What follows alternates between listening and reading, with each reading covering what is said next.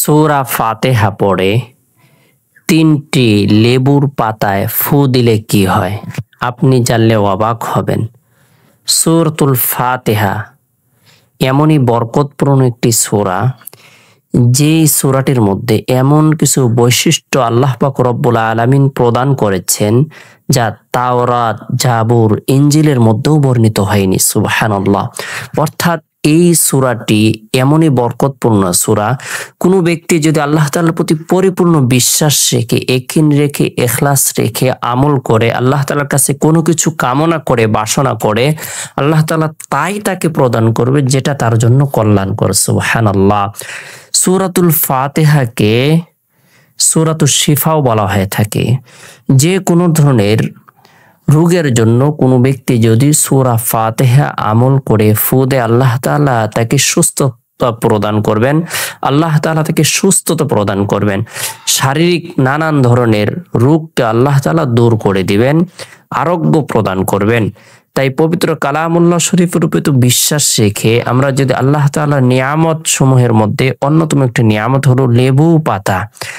আল্লাহ তাআলা পৃথিবীতে যত প্রাণীকুল সৃষ্টি করেছেন, জিন, ইনসান, এই দুই জাতিকে আল্লাহ তাআলা সৃষ্টি করেছেন।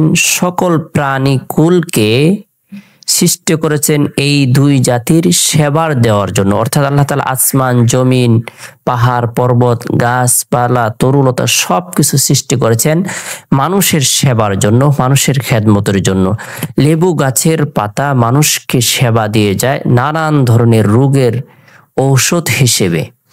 তাই আজকে আমরা জেনে নেব 3টি লেবুর পাতা নিয়ে কিভাবে আপনি শারীরিক চিকিৎসা করবেন, আপনার রোগ দূর হবে। বিশেষ করে যারা ঠান্ডাজনিত বিভিন্ন ধরনের রোগে হতাশাগ্রস্ত হয়ে আছেন, ঠান্ডা, জ্বর, কাশি, পেটের ব্যথা, গ্যাস্ট্রিক, আলসার, নানান ধরনের সমস্যার সম্মুখীন হয়ে রয়েছেন, আপনি জ্বালা কচি 3টি লেবুর পাতা নেবেন। এরপরে পরিষ্কার পরিচ্ছন্ন স্বচ্ছ পানির মধ্যে দিয়ে হালকা লবণ দিয়ে গরম করে নেবেন। এরপরে বিসমিল্লাহ সহ সূরাতুল ফাতিহা আপনি আমল করবেন 3 বার।